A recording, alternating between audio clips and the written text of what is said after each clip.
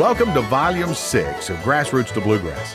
In this volume, you'll get to experience firsthand James Monroe's Bean Blossom memories and hear Kenny Baker play Jerusalem Ridge and Festival Waltz. And Ramona Jones has a little whiskey before breakfast.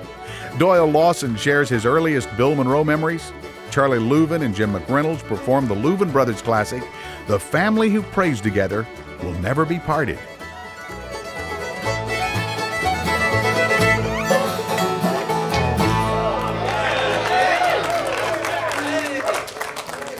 Carlton's been mentioned several times throughout the taping and the fun we've had here. And I, for one, want to pay tribute to him because I really feel that without the concept of the Bluegrass Festival that is enjoying a lot of success and healthiness today, we wouldn't have those if Carlton hadn't come up with that concept. Right. And it has extended my career, I know, as well as everybody here, I dare say. So my hat's off to you, Carlton. He's quite a historian, and I would advise you call him on the telephone because he will talk to you a while. But best thing to do is call and leave a message and let him call you.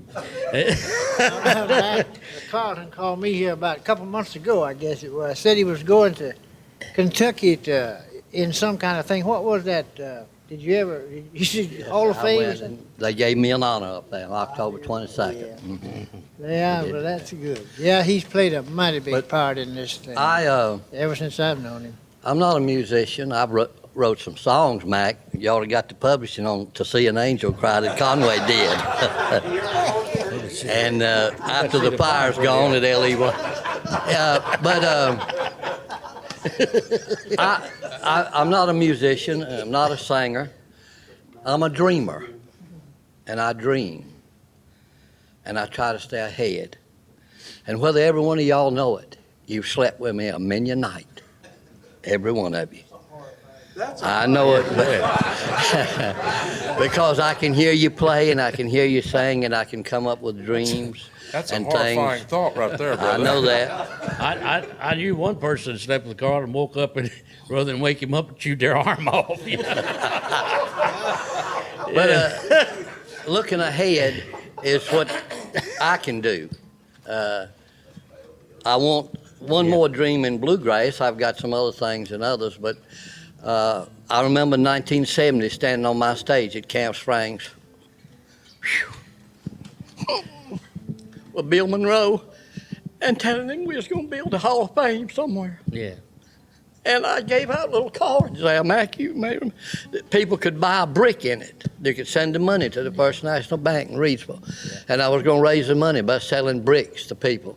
And we did get some money. We got lost on the way, and a guy named Art Menace took over. And without him, we wouldn't have the Hall of Fame or the museum and those things. Yeah. Now, there's a lot of people won't be in the Country Music Museum or the Bluegrass Hall of Honor that deserve an honor. I want to build a Bluegrass Music Learning Center. It's my last dream. Where we can teach young people, and I'll do it. And we got some other things we're working on. Yeah. Thank you. Well, in keeping with that... You set your mind to do it, you'll do it, because knowing you haven't tackled anything yet you didn't go through with. So that's what I waited till we got around to Carlton on that, and in keeping with what he just said there, I had a letter from Mr. Croft over in Thomasville, North Carolina, and he informs me that they're in the process of establishing a North Carolina Music Hall of Fame. And I thought this would be a most appropriate time. We've got a number of Carolinians here with us today, and a lot of them have gone on that would deserve to be in this. So it's just it's on the drawing board. It's not a dream. It's becoming a reality. But it'll be in existence in the near future, I understand. Well, the governor and the state legislature has given us $50,000 to start the legal process, set up the lawyers and the people and all, the commissioners in Thomasville, where that county has approved it, the city council, and they are working on it there. And these guys sitting here that may never get in the one we in, or the country music. Yeah. Pappy Sherrill, Jim Shimmy, will have a place that we're going to hang their picture. That's great, yeah. And there's one in Virginia that you already in, you know? Yeah. So we're going to have a Alabama, North Carolina Georgia. Music Hall of Fame. It'll include all musicians. It's wonderful to be able to have a place like that and go pay tribute to the pioneers as well as the up-and-coming entertainers. They're influenced greatly by that kind of a thing. I want to work this segment around because I know the festival concept that you dreamed up and dreamed of was primarily to help bluegrass music in general, but your hero, Bill Monroe. And of course, we all benefited from that. A lot of us are former bluegrass boys, as everybody has heard from time to time. But we're very fortunate we've got Bill's only son with us here. And it's talking about Ronnie Reno being a young whippersnapper when I was here. You were only about 8 or 9 years old, I believe, Jim, when I came here. And he was such a handsome young fella, and you never got over it. You're still a handsome young fella. He's got a song listed here. I don't know which one you'd like to do first. Do you want to come over in front of the band? I'd like to come over there with All Charlie right. and a bunch, and they can give me a little support, maybe. All right, you take And, your time. Come on over. They're all and, good players over there. I've known those guys a long time. And Yeah, half of Dale's band. I told Dale today if he'd had a few more boys, he could have had a ball team, man. that's right. He's got some fine boys that plays good music. Sure Hey, has. James, you think is any banjo players that never worked with Bill Monroe? Are there any? About Maybe little Roy because he had his family. Yeah, that's Everybody right. else worked with The Bill. first didn't time I went on my own, Bean Blossom was my first date. And I had a banjo player that I had been rehearsing back, and his father had got sick, so he went back to Louisiana. I didn't have anybody to help me, and I was scared just starting out up there, you know. And Ronnie's daddy helped me on my first show, Don Reno. That's great. And you can't beat that for a sideman. And then after that, Don had to leave that day, and then Eddie helped me the following day. So, man, I had all pro Well, you banjo did. players with me, man. Your starting was pretty good, wasn't it? It was indeed. You had a couple of the best there. But he's got a song, I don't know which one he's going to do first, but it intrigues me. It's called Bean Blossom Memories. And I'm sure that's pay a tribute to the Bluegrass Park up in Brown County, Indiana. And Jim, you just tell them what you're going to do and take off from there, pal. This song is a Damon Black song, Mac, and he's been a good writer for me in my part in the music business. And he and I was talking after my father had passed away, and we was talking about some of the old memories and of my father and about Bean Blossom. So he came up with this song, and he wanted me to record this, and I did it as a tribute to my dad. And it's called Bean Blossom Memories. We'll try this for you. Buddy Spiker was on this cut with me, and I hope that he can remember some of this music on this.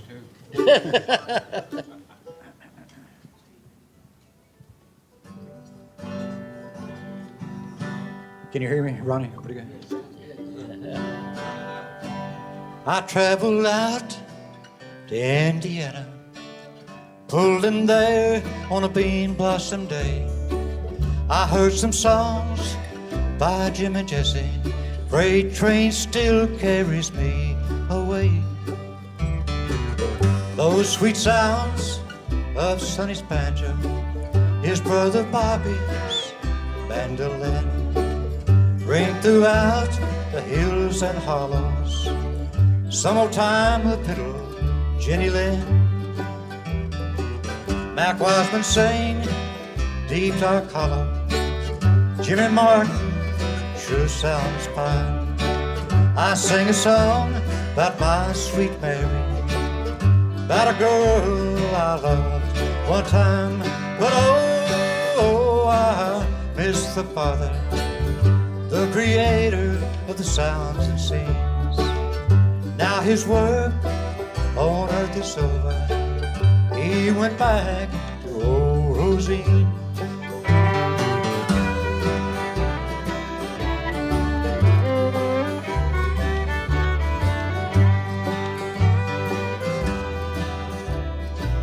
Times have gone, we take for granted, but memories time can't destroy.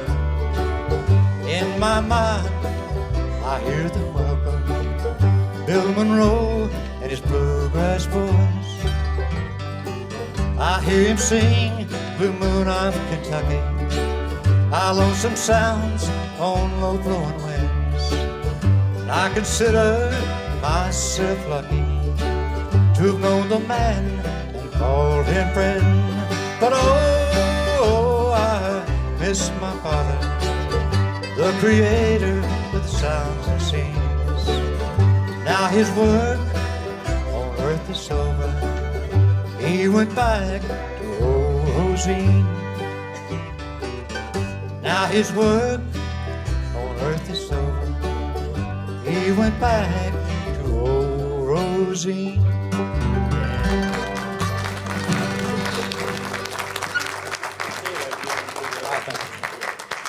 I'd look around the room as you were singing that, a lot of solemn faces. You could tell people having a lot of far-off thoughts as he was going through that. What did he say? Jim, while you're there in front of the band, would you like to do another song? How about the one you and Bill did together, I believe? Didn't you? Yeah, do this? we did this. I think this came out around 70, Mac, and it's a song that helped me get really started on my own when I left my father. Yeah. I worked about 6.5 years with him and learned. I wasn't even an amateur. I couldn't even hear a chord change when I went to work for him. But I got to do shows with Don and Red and Ronnie and all that bunch and the Osmonds. And festivals had just started. Carlton had started the festivals up there in Roanoke. And I was new on the bass and you was up there, Mac. So we all got a chance to play together. And I started learning how to play the bass. And after about 5 years of that, I changed the guitar and stayed the last 2 years with him. But I learned there and enjoyed that. And this song is called I Haven't Seen Mary in Years. I could use a tenor on this chorus if somebody wants to sing with me.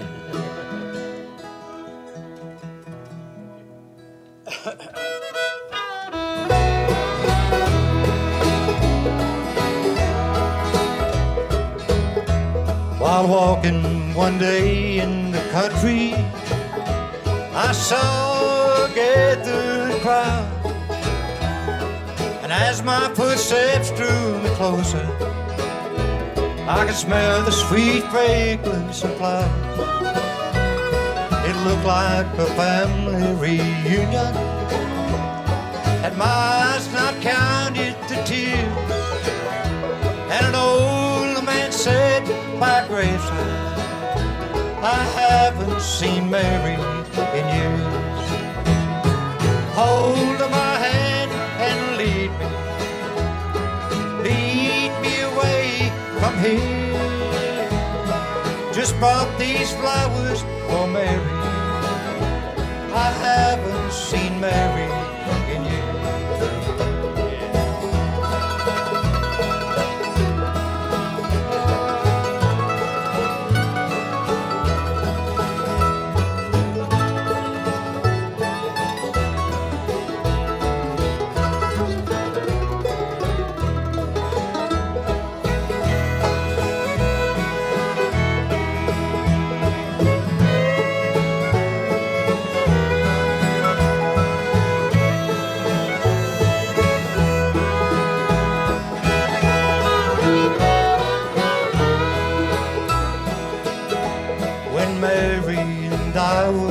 Mary, we had such plans for a child, but for no reason I started rambling.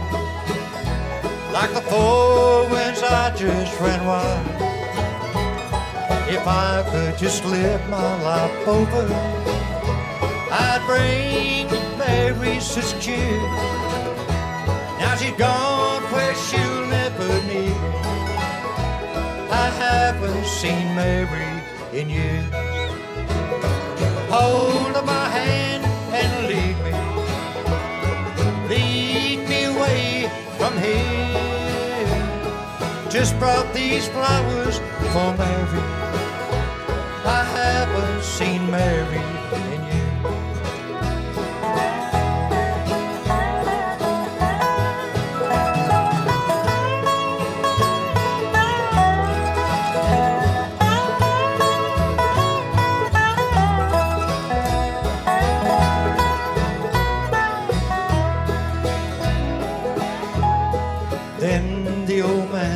The graveyard, I walked along by his side. I called out his name, but through all his shame, his son he did not recognize. Hold my hand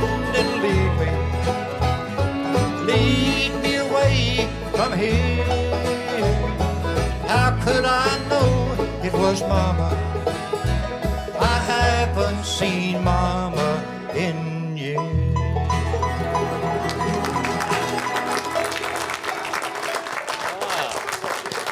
Thank you, James. Fine job. While they were just sitting here listening to that, I recalled that song, and Kenny Baker was one of the fiddle players on that tune. Yes, he him up was. there. A fellow that spent a few days with Mr. Monroe in time. You're One of the greatest exactly fiddle right. players. We're lucky to have him here with us this afternoon. We haven't heard much out of him, so we're going to let him stand up and crow a little bit. I first met this young band over in Knoxville. I was working the midday merry-go-round and the Tennessee Barn Dance.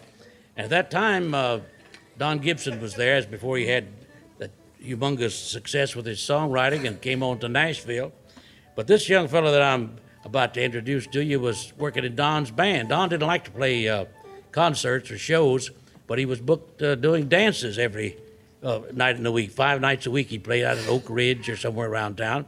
And this young fella was playing fiddle with him and played smooth country, and it's pretty handy when it comes to singing, playing the old pop songs. And I didn't know he played anything else, but a few years later I kept hearing Bill Monroe say, "We're going to have a little fiddling here from Kenny Baker." And I thought, well, surely that can't be the same one, because he was cutting that bluegrass as well as he'd done the dance music. But later on, I saw one of Bill's concerts, and son of a gun, it was the same Kenny Baker. And he tells me some tall tales about first hearing me off of Bristol when he was up around Jenkins, Kentucky, I believe, and that was where he was raised, I believe. Kenny, I believe you tell me that your dad was a fiddler too. My dad was a fiddler. My grandmother played. Mm-hmm. My great-grandfather played. Well, so it was almost in the cards for you to have to play too. But I believe he told me one time his dad said, "You'll never make a fiddler." Did he? He did. That wasn't much support, was it? But he wanted me to play guitar for him, see? That's where it was at. Had a method to his madness. In the more recent years, Kenny and Josh Graves have worked together as a team and played a lot of festivals, a lot of other shows and such as that. And it's very noticeable that Josh isn't here today, but he's having a little bout with his health. He was invited, but at the last minute he didn't feel like he should come and try to work with it. But we wanted to have Kenny on anyhow. But that's the reason that Josh isn't here. They haven't split up. Kenny's going to let him keep working with him as soon as he gets well, aren't you, Kenny? Plan on it. I think we ought to hear a little sampling of that fine old-time fiddling from Kenny Baker right now. Kenny, what you going to play? I thought I'd do one of the master's numbers called Jerusalem Ridge. Oh, boy. Bill Monroe wrote that.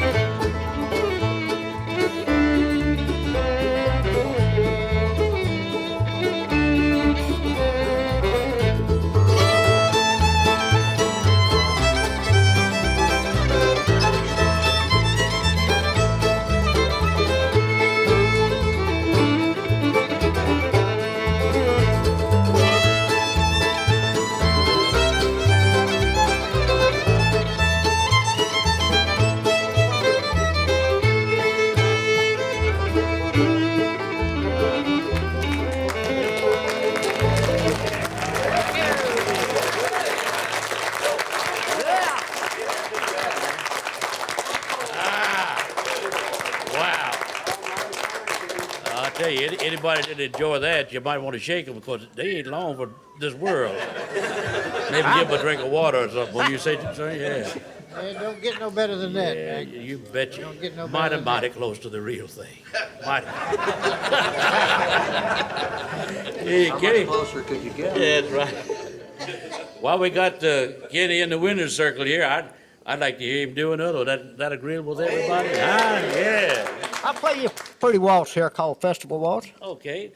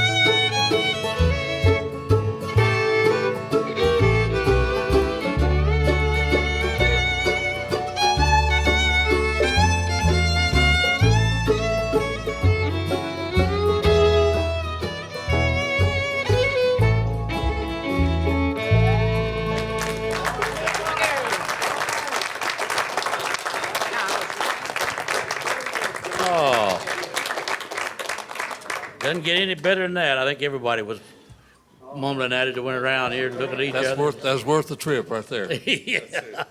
Price of admission was just right. Yes, sir. Wow. They, huh? I don't think Father Baker knew what he was talking about when he said he wasn't going to make a fiddler. Yeah, it's very evident he was just wanting a guitar player, wasn't it? Oh, that's fine, Kenny. That's kind of feeling that you don't ever want to stop. You don't pay no attention to the time, just let it keep going. I think while we're doing fiddling here and in the mood just to show you the contrast of different styles of fiddling, we ought to call on Ramona Jones here. Ramona, you wanted to come up to the microphone in the circle too, I believe, didn't you? Or stand up here close? Yeah. And while you're making your way over there, Ramona mentioned something to me earlier today when we were all gathered around and swapping stories that nearly everybody here is giving reference to their childhood and their upbringing and the influence that the Grand Ole Opry had on them as they listened to it every Saturday night. But Ramona, I found this interesting, was raised in Indiana, were you? In southern Indiana, down in the cornfields and coal mines, all that. And tell them what you're telling me there. I found that interesting. Well, I said when I was growing up, I didn't get to hear enough bluegrass music. We couldn't get WSM on the radio there. We could only get WLS Chicago and Cincinnati, WLW. And I heard a lot of Red Foley and Bradley Kincaid. And I heard Carl and Hardy, you all talking about a while ago, and I loved them. And I used to run home from school to hear Carl Davis play the mandolin. Oh, I just loved the way he played. And the songs they sang, I'm just here to get my baby out of jail, and some of the old, Kentucky was my favorite. And so I kind of had a little bit different background from y'all, not Well, I didn't have enough to eat, and I was raised real poor and all that, but somehow we just listened to a different kind of music because we couldn't hear WSM. So I was influenced by those people somewhat. And Bradley Kincaid, I heard him a lot and got to know him real well later. What you going to play for us now? Well, I thought I'd do this just for you because Okay. this is in your publishing I've got it company. by public.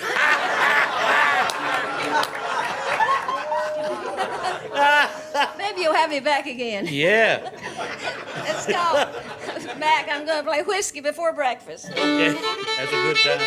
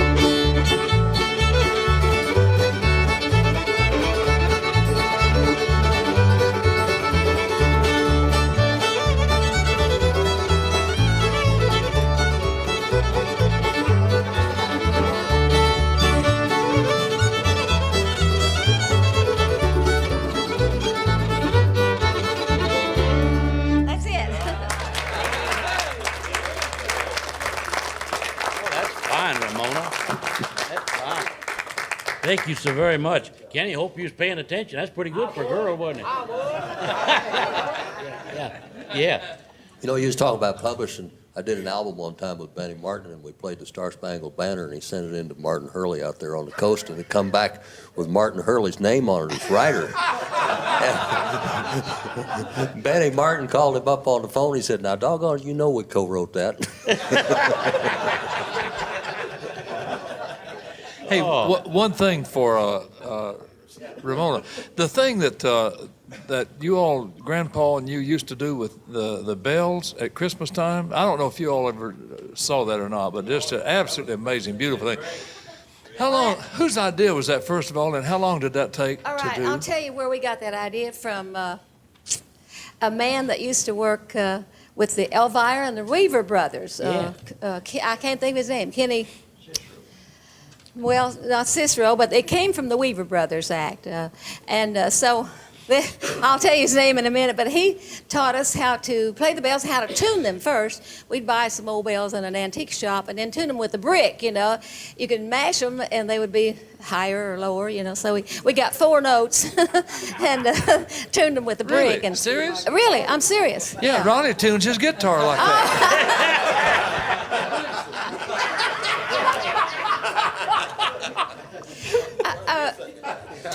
I might tell you this while I'm talking. We're going to put all of Grandpa's costumes and all in the Hall of Fame on February the 18th. That's good. I think that will be, I know that pleased him. I know that's what he wanted for us to do with them. So it'll be the boots, and the boots have such a long story behind them, you know. He wore them, well, all of his career in show business and had them resold 13 times just walking from the stage to the dressing room. Good And gracious. Bradley Kincaid gave him the boots, and they were pre-Civil War boots. They were that old. They were so pliable, you know, because they'd been worn and used so much. But we're going to do that on February 18th. So. You know, That's the anniversary of his passing. Yes, it is. Yeah. Yes, it is. down at the old Ryman Auditorium, when they used to do the Grand Ole Opry from the Ryman, it got so hot in that building, it was just unreal. I mean, it was, especially on stage, it was so I hot. know. Mac, And you cold know, in the winter. Yeah, and very cold in Oh, the yeah. wintertime. But I was standing to the looking at the audience on the left side of the stage, and Grandpa was on one night, and this is when he wore the mustache Yeah. before he grew. False I guess mustache, he yeah. maybe grew Before one. Hee-Haw. Yeah, When yeah, that's Hee-Haw right. came along, he started growing his own mustache. Okay, before he grew the mustache, Right. he taped this or glued this mustache on, and I was watching him out there playing The glue one night, got hot. and that he was going along playing, and that mustache would go, and stick out like that, and he went up and put it back down, and he went on and picked a little bit more, and it came up back up. It did that 3 times, and the last time he just went up and said, "There, you want off? I'll take you out." And he stuck it in his pocket and went on and finished his tune. I'll tell you this. One time he went out on the stage hurriedly, didn't quite have time to get it all together. And somebody in the audience hollered, "Grandpa, where's your hat?" And he said, "Well, ain't it up there?" He didn't have his hat on. I know now who the gentleman was that taught us about the bells, Lenny Aylshire. And he Lenny worked, Aylshire. Lenny Aylshire. And he worked earlier with Elvira and the Weaver brothers, and that's really where the bells. One-fingered fiddler, Ramona. Right, had all of his fingers off but one little finger, and he played fiddle pretty well, Lenny Aylshire. He was Indian, about half Indian. I saw you guys do that a whole lot of times at Christmas time on the Opry, and it's very interesting and beautiful the way that was A done. 4-year-old could do it, but anyway, it was fun. I can tell you a 60-year-old that can't. How long did it take you to learn how to do it? Not long at all. Explain to them what some of them might not have seen that. Well, we were in the key of F, I know that, and we just had 4 notes that. But you had bells everywhere. No, there was just 6.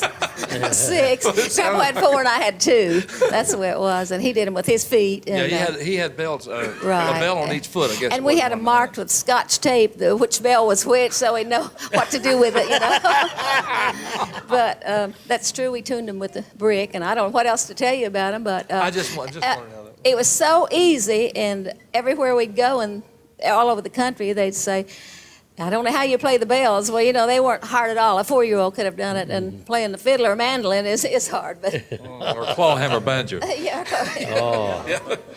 Carly? Mike, I was with Reno and Smiley, and we went up to King Records to record. And Grandpa was recording the day before, and we got there early, and he was in there. And him and Mr. Nathan, Sid Nathan, he was telling him what to do, and they cut the song and did it, and it didn't come off, and had to do it again. He didn't get it right, and about the 3rd or 4th time, Mr. Nathan pushed the button. "Grandpa, we better do it one more time," Mr. Nathan said. And Grandpa turned around and said, "Sidney, how do you think you'd look with the head of my banjo hanging out of your 3-letter word?" Yeah, boy. I want to tell you one more thing that happened when we were recording for King Records, too, and Sid Nathan was there. They were having a bad time with some song, I don't know why. The chords were just so simple, but anyway, they weren't getting together. And Sid Nathan came out to the mic and said, "Why don't y'all shake hands and get acquainted?" All playing the same key, Bobby and Jimmy Martin were recording at King one time, and Curly Ray Klein, I guess most of us in this room know Curly Ray. When he was a young man, Curly Ray would go all the way almost to the floor, fiddling up and down like that. I mean, that's the way he played. And when you record, you can't do that. I mean, you've got to get in that mic. Well, Curly Ray didn't know anything about that, and he was just all over that. And I was about 10 years old, I guess it was, when they did this. And Bobby was about 30, wasn't you, Bobby, about that time?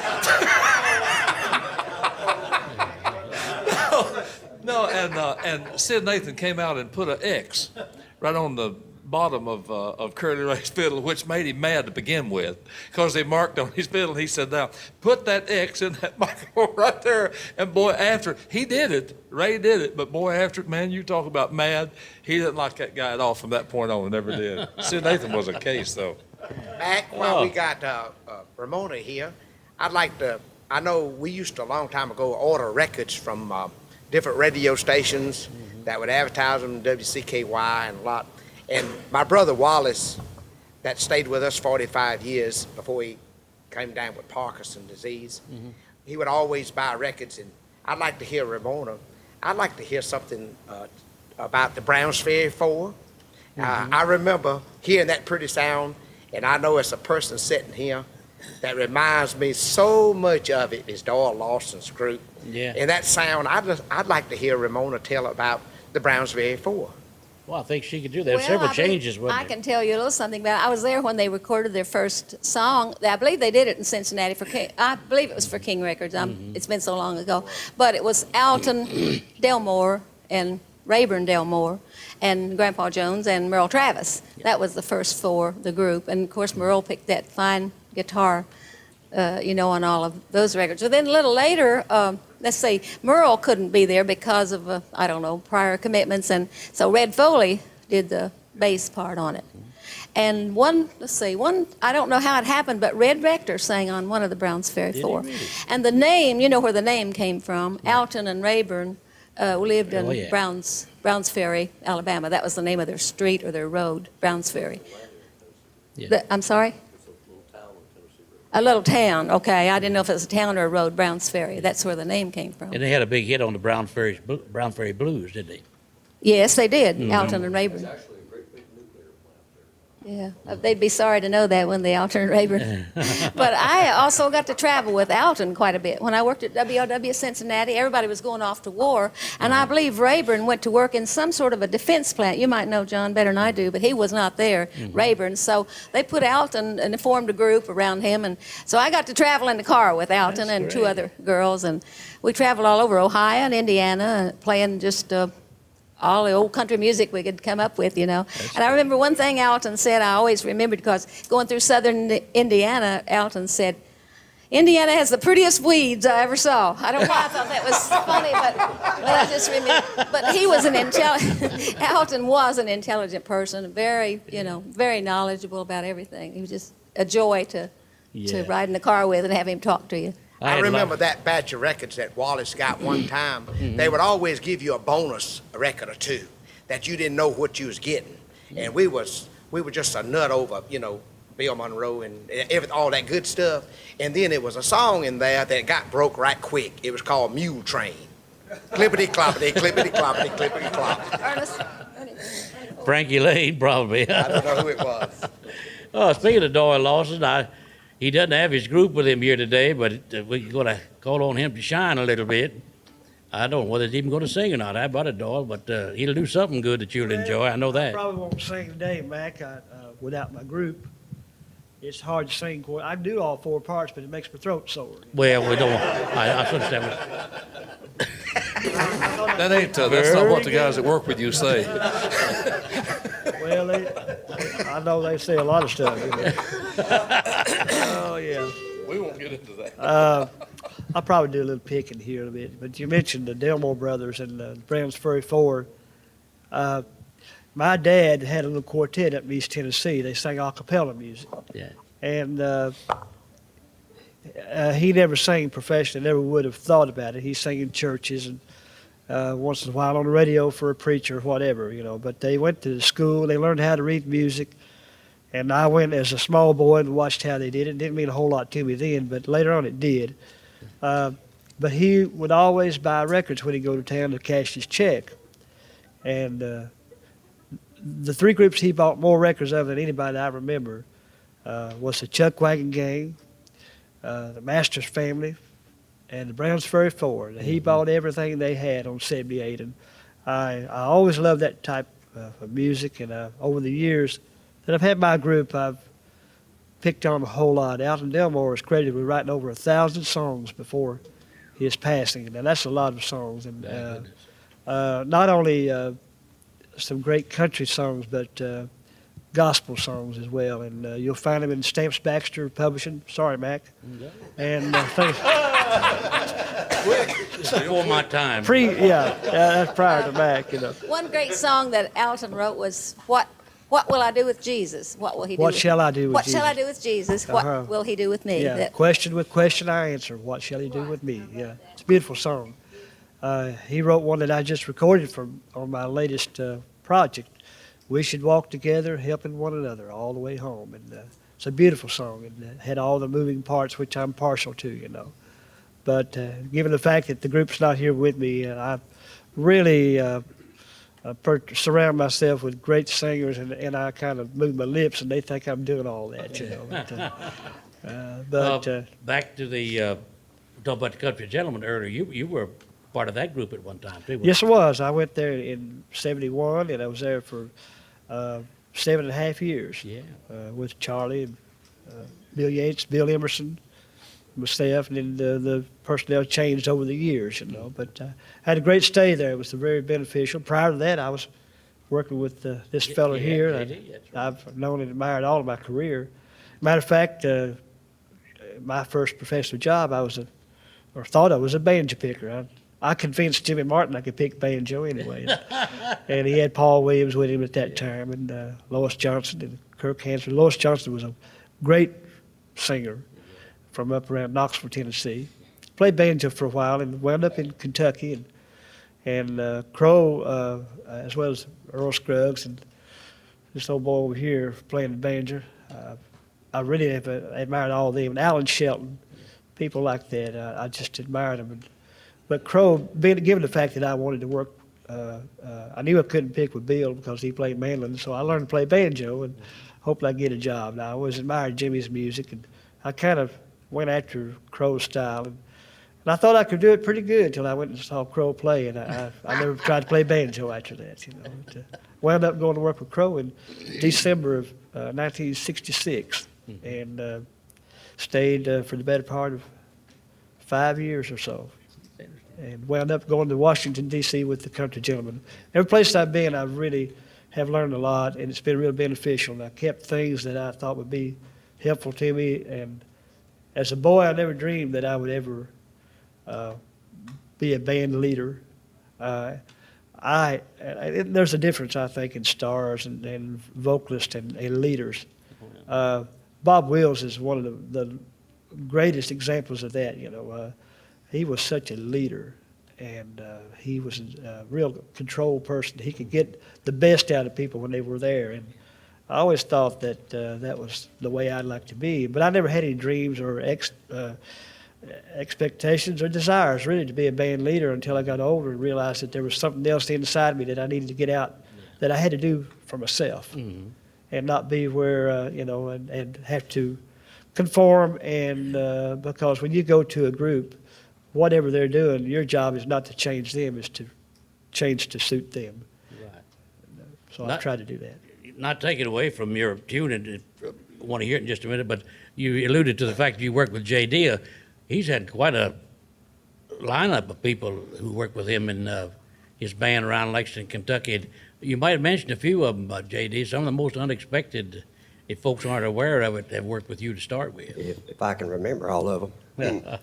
No, I was fortunate enough to be surrounded by good pickers. And like Sonny said a while ago, that's what makes you a better musician, because you learn from everyone. Yeah.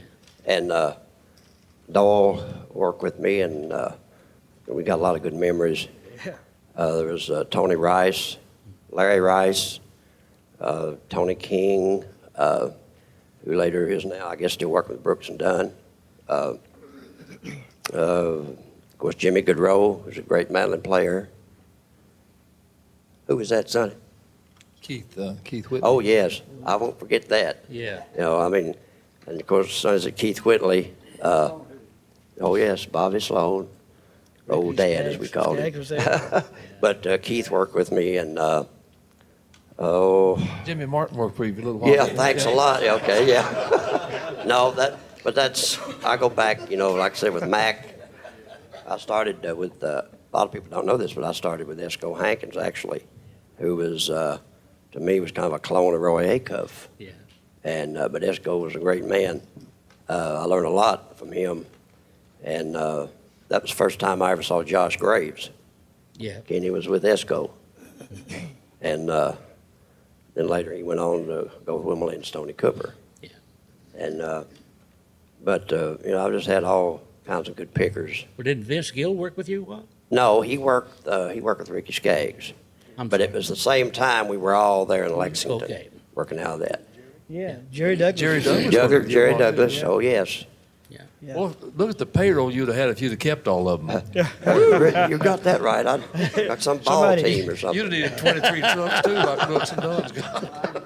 I remember one more. Gene Johnson worked for me. Gene, and you're worked for right. you too. Gene Johnson, who was with Diamond Rio. Yeah. That's right. Yeah, I forgot I about don't know. It's hard to remember. Somebody asked me one time, so what did you pick when you was a Crow? I said, well, it depended on who didn't show up. That was it. Who didn't show up? And that's there again. I even played banjo for 2 or 3 days one time when Crow had to lay out for a while. I forgot what it was that you couldn't stand on you hurt my ankle. Well, I bet that really sounded great right there. I tell you, we packed them in by the ones and twos. I said, heck, I'll just sit back. But no, it's good. Like I say, when you surround yourself with people that's got talent Right. to You do made a that. comment there that I'd like to expound on a little bit about seeing Josh first with Isco Hankins Right. and then went with Wilma and Stoney. And I hired him from Wilma and Stoney. I dare say that I was the first guy that used dobro in a bluegrass band. Right, because I came to your band right after Josh left, I think. True, that's true. He worked with you right before. I always did a lot of the ballads and things like that, and I felt that the banjo was a harsh sound with the story type Right. songs. And it's basically the same role in a lot of ways. So I Right. hired Josh, and he did the slow songs, and he played mandolin on Right. Yeah, because I've and got a did duets picture. with me, yeah. I've got 8 or 10 of you guys. Yeah. Josh is holding the mandolin. Right. Well, Doyle, we still want to hear a picking from you. Well, all right. Sorry it took us so long to get back. Oh, I that's didn't mean it that okay. way. I'm a patient man. There you go. Well, let me say something. We've been listening and talking, and I'm in such awe of all these people around here. And I look around the room and I see all these people that I've read about, grew up listening to. And I looked around yesterday and I looked over and I saw Jeanette, and there was our music. We're all in this room. We're going all the way back to 1927 when the quote unquote big boom of country music happened, as they say, and because of the Bristol sessions. And there we were, and when she sang that song with the auto harp, I had such a feeling to come over me. It was beautiful. And then I looked over just to her left, and there's James, and he, of course, is Bill's son, and I can tell you this: if it had not been for Bill Monroe and his mandolin and that voice that he had, I don't think I probably would have wanted to play bluegrass like I did. Mm-hmm. And I was about 4 years old, and the Opry came on, and I'm no different from most people in this room. We grew up in East Tennessee. I was born in a little place called Fordtown, just out of Kingsport, and which, by the way, really, they tell me is where Ernie Ford was actually born, but he moved to Bristol right after that. I don't know, nor do I care. But anyway, I mean, it's not a really important thing. I mean, Bristol's his hometown, and I'm content with that. But, he don't do bluegrass, no. But anyway, we listened to the Grand Ole Opry, and my mama today, bless her heart, she swears, she said, son, you was singing before you ever got here. She said, my gracious, kicking around, carrying on. But I remember running through the house one time, and we had the Opry on, and I said, Mama, who is that? And because it was something that caught my attention, mm-hmm. and she said, why, that's Bill Monroe. And I said, well, what does he play? And she said, he plays the mandolin. I said, he's a great big man. He sings high, and I thought, and I told her, I said, well, that's what I want to do when I grow up. And when I grow up, I still want to do that. But he was my inspiration, and I don't think we'll ever see the likes of that man again. No. And I have utmost respect. As a matter of fact, last year we were out in Oklahoma, and we were on our way to Bean Blossom, which has stepped up their efforts to do a number of festivals, and was going up I-65, and a lot of times I'll get up and I'll take my mandolin and I'll sit up in front of the bus and I'll pick to keep my left hand in shape. And we went by where you turn off to go to Owensboro, and I thought about Rosine, and I got to thinking about Bill. Yeah. Bill was a real practical joker. I'll tell you real quick what happened. The reason I say that, about 2 o'clock one morning, the phone rang, and my wife answered the phone because, we're all alike. If the phone rings that late, you just automatically are scared that something has happened. And she's answered the phone, and she said, "It's for you." And I'm trying to get awake, and I said, "Hello." And this mandolin starts playing, and it played a whole tune I'd never heard before. And he got through. He said, "How do you like that?" I said, "Well, I like it fine." He said, "Do you know who this is?" I said, "Yeah, Bill, I sure do, but I'm just not used to you calling me at 2 o'clock in the morning." He said, "I just wrote that, and I wanted you to hear it," and hung up. That was it. That was his way of a joke for me, and he took great delight. Anyway, I went by the exit that goes up to Rosine, and I thought about Bill and all that he had done and all that he had given to our world of music. And I started playing and I wrote a little tune on the way. And my driver turned around. He said, "I've never heard that before." I said, "Well, I'm not finished with it yet." And when I got to Bean Blossom proper in the park, I had a little tune that I called "The Road to Bean Blossom." And if y'all don't mind, I'll step over there and Very good. and have the guys All help me right. with it. It's Get in the okay. winner's circle over here, Doyle. And What took a long time to tell about that, didn't it? it's good now. You boys are giving us some history on these tunes. Pappy was telling us about how he wrote the Cherry Blossom Waltz, and now here's the Road to Bean Blossom with Doyle Lawson.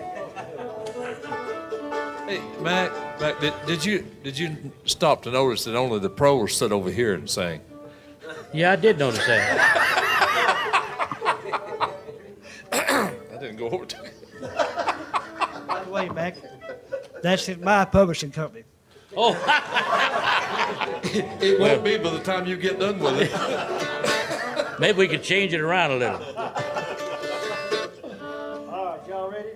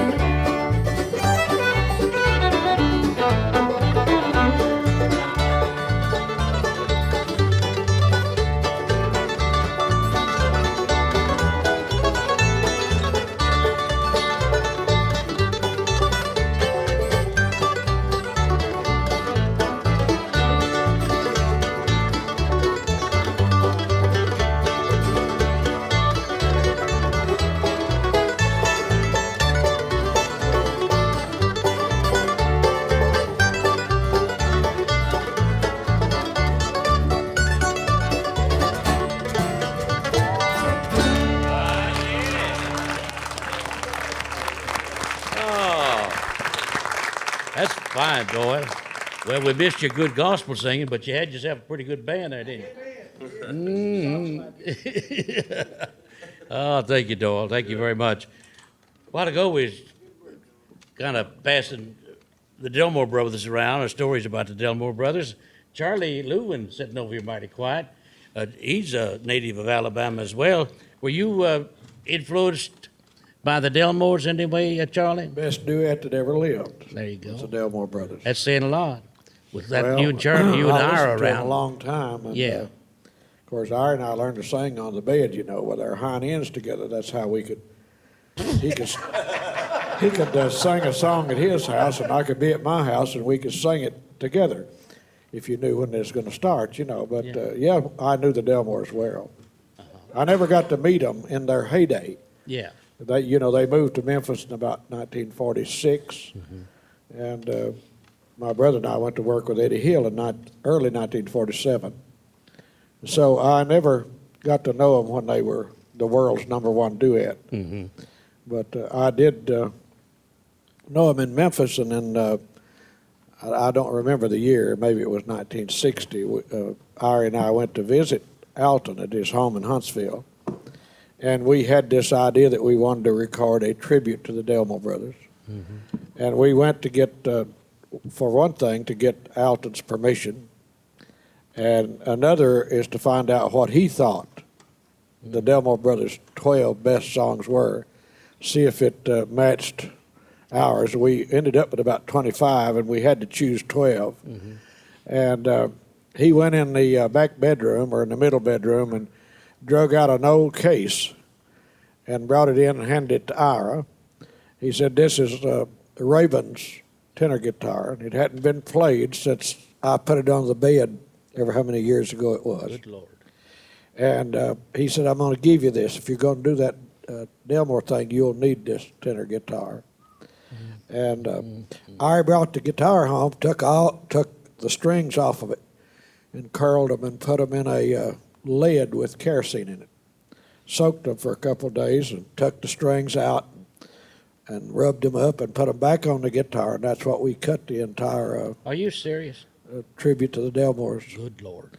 And Isn't that Raven, later, after Alton had passed away, well, of course, when I passed away, I got the tenor guitar, the Delmore guitar, and so then the boy, Lionel, I think that's Alton's son, came to me and said that he had given the Country Music Hall of Fame his father's guitar, but he really would like to have the tenor guitar, make it a pair. And so I gave that to him, and I suppose it's still in the Hall of Fame. But above and beyond that, we thought that of course, we listened to the Monroe brothers. We recorded one of the center, "You Better Get Ready."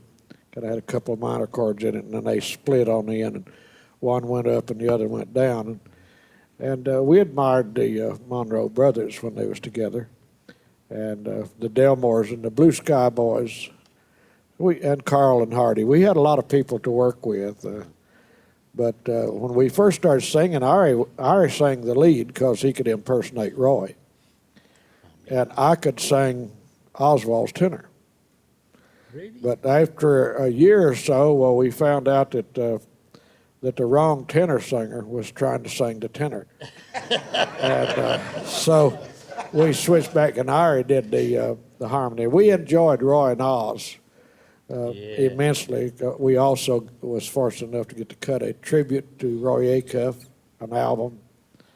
And so we just had a good run at it. We had some wonderful people to admire. And before Dell takes the microphone away from me, I wanted to say what an honor it was for you to invite me to come to this gathering. Oh. And I wanted to thank openly, or personally, the IBMA for about, somebody else might know the actual year. It seemed like it's 3 or 4 years ago. Might have been a little longer than that. The IBMA gave the Louvin brothers an award because so many of the Bluegrass people had recorded our songs. The award was for our contribution to Bluegrass music, and I thought that was a great honor. It was indeed. We appreciate it. Very deserving. The Delmores recorded such a variety of songs. The You know real what I simple thought ones the- of the story, the blues, Stay Away From Me, and Well, this wasn't a hit, the one I'm fixing to tell you about, but I think it's the prettiest song that the Delmores ever wrote and recorded. Put Me on the Trail to Carolina. never heard that. Oh, it's a fantastic song, and I think that the Delmores came along before BMI. Well, it's true. You know, Yeah. I own all the Delmore Brothers 78 recordings. Yeah. Plainly states right on the record, not licensed for broadcast. Yeah. And so writers like Alton and Raven was highly cheated in that they had so many songs, but they didn't get paid nothing for the performance of them. Yeah. But maybe that's changed now. Maybe Lionel has got that straightened out. I hope so. I really hope so. Matt, can I say a little bit about, we're talking about the early recordings. I have a record at home that was made by King Records, and it was the first record King Records ever made. It was the first record that Grandpa ever made, and the first one that Merle Travis ever made. And together they called themselves the Shepherd Brothers. They were not allowed to do that because I guess they were on WLW, and they didn't like them to do that. Some reason they didn't call themselves Grandpa and Merle Travis. But it's the first record for King Records, and the first one for Merle, and the first one for Grandpa, and they're all three in the Hall of Fame now. And I think that's Isn't that beautiful? It is Was indeed. that 8 More Miles to Louisville? You know, I wish I could tell you what I think it was 8 More Miles to Louisville. And I can't tell you what's on the other side. I wish I could. I forget. But Yeah. Eddie? You know it. You'll Be Lonesome Too was one of the sides, You'll wasn't it? You'll Be Lonesome Too. Yeah. And was it Stepping Out Kind on the other? Was It Stepping Out? wasn't 8 More Miles to Louisville. No, It was because 8 More Miles to Louisville was the first record that Grandpa did as a Yeah. solo artist, and Merle Travis played the electric guitar on that, Right. and that was in '44. That's but this right, was yeah. earlier in '44. But this is earlier, yes. You'll Be Lonesome Too was Stepping Out Kind on the other I side of think that, maybe so. Mhm. and Grandpa later did that one too. Right. But they all three are in the Hall of Fame, and that was the first thing they ever did. Eddie's being humble, like he has to ask us, like we know. He's a Webster Dictionary. Eddie makes a statement with a question mark at the end of it. And it's a big statement, too. Eddie can put computers out of business, I believe. Redo them in 2000. It's going to call Eddie. You know, you made a point there a minute ago that rang a bell with me. That the radio station didn't particularly want Grandpa and they were very big stars in their own right on the radio station. Radio stations back at that time were hesitant to have their artists record because if they got popular in other areas, they would leave them. Wheeling, West Virginia was very strong about that back in the 30s and 40s. I believe they that. did not want their artists to record at all for that reason. I believe that was the reason. Mhm. And also, when Grandpa came back from the Army, for some reason they didn't want to take him back at WOW, so he came to look for a job at WSM. So he came down here. Charlie, we went kind of round robin here, but I was leading up to get you to do a song, if you would. Lord, I don't know what we do. Well, if you want to think about it, we'll come back at you. Well, I don't think very well. Can't remember what I thought a minute ago. So, if we're going to do it, we better do it right now.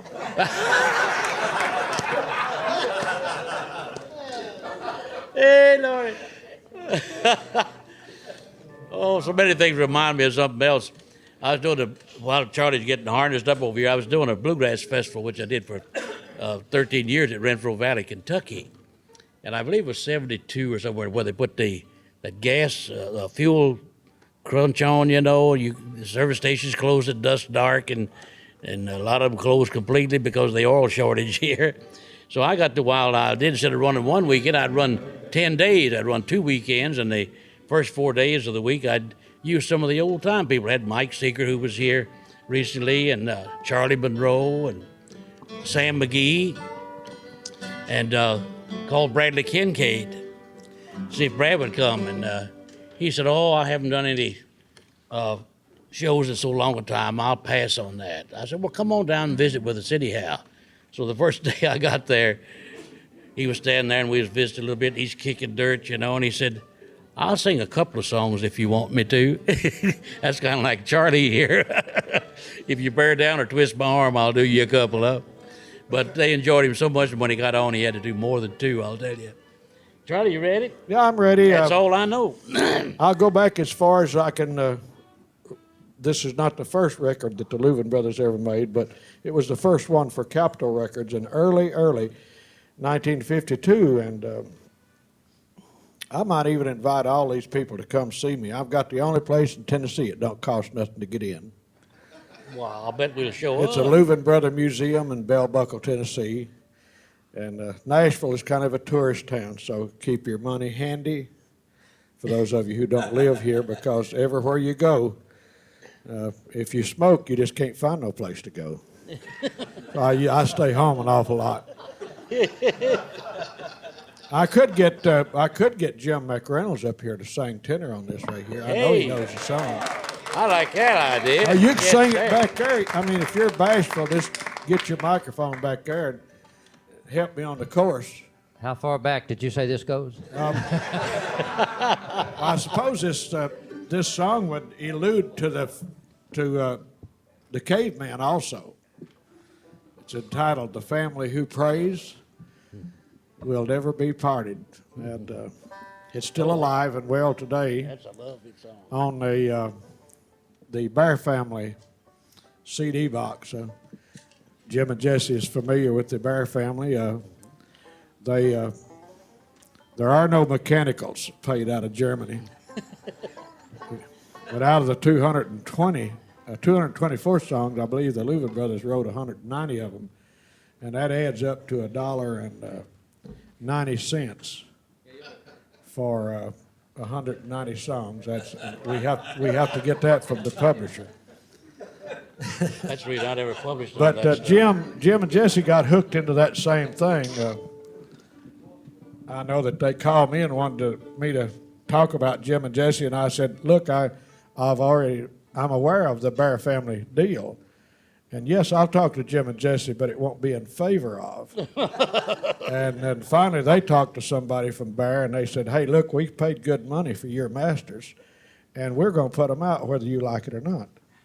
You ought to say something nice about us, we'll print it. But if you say something nasty, we won't even put that on it." So it is out. Jim and Jesse has how many CDs in a box? Five CDs. That's probably. These people from the Bear people was at the Opry. You meet them when they was at the Grand Ole Opry. Yeah. And they putting on his poor act with his overalls. Yeah, Yeah. they said, yeah. I met him. They informed all of us that they didn't do this to make money. That's what he said. But he came to see us in one of those stretched Rolls Royces when I worked his country. And I guess he had that borrowed from a friend. But with all these fine pickers and grinners back here, we'll start with the chorus, Mr. McReynolds, if you don't mind. Gentlemen, who's got it?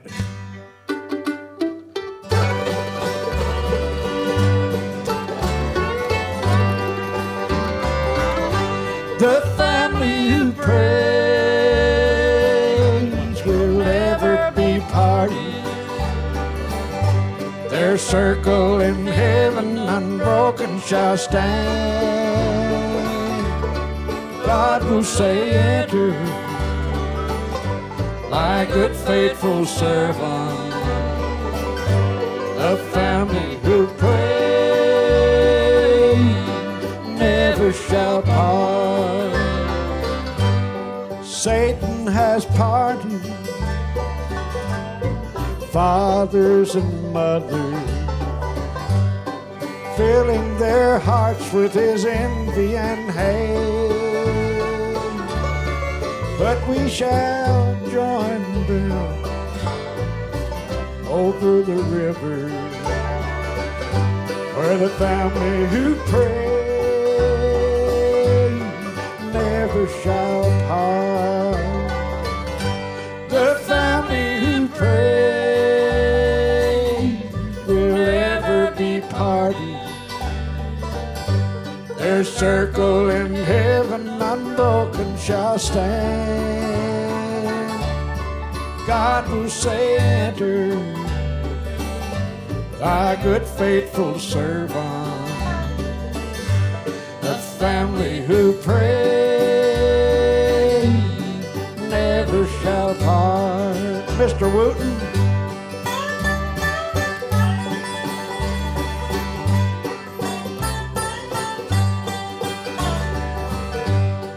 Wars and tornadoes are taking our loved ones, leaving us tearful with sad aching hearts. But we shall join them over the river, where the family who prays never shall part. The family who prays will ever be parted. Their circle in heaven unbroken shall stand. God will say, enter, thy good faithful servant. The family who pray never shall part.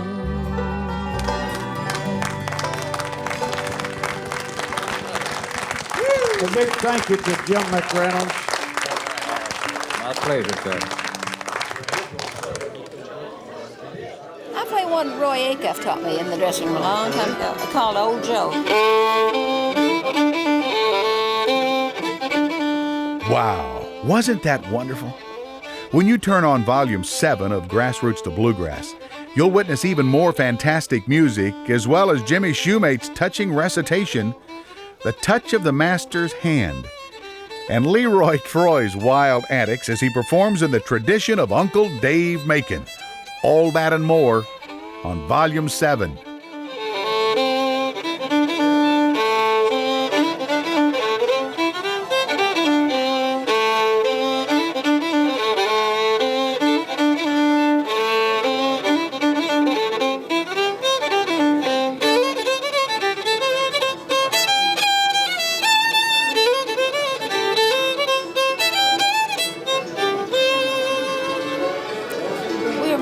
Dressing room at the Opry House, and Roy used to play the fiddle. You know, he always had a group of fiddlers gathered around him. He loved fiddling, and he said, "Let me play you this old tune that hardly anybody plays." So I was glad to learn one from him, from Roy Acuff.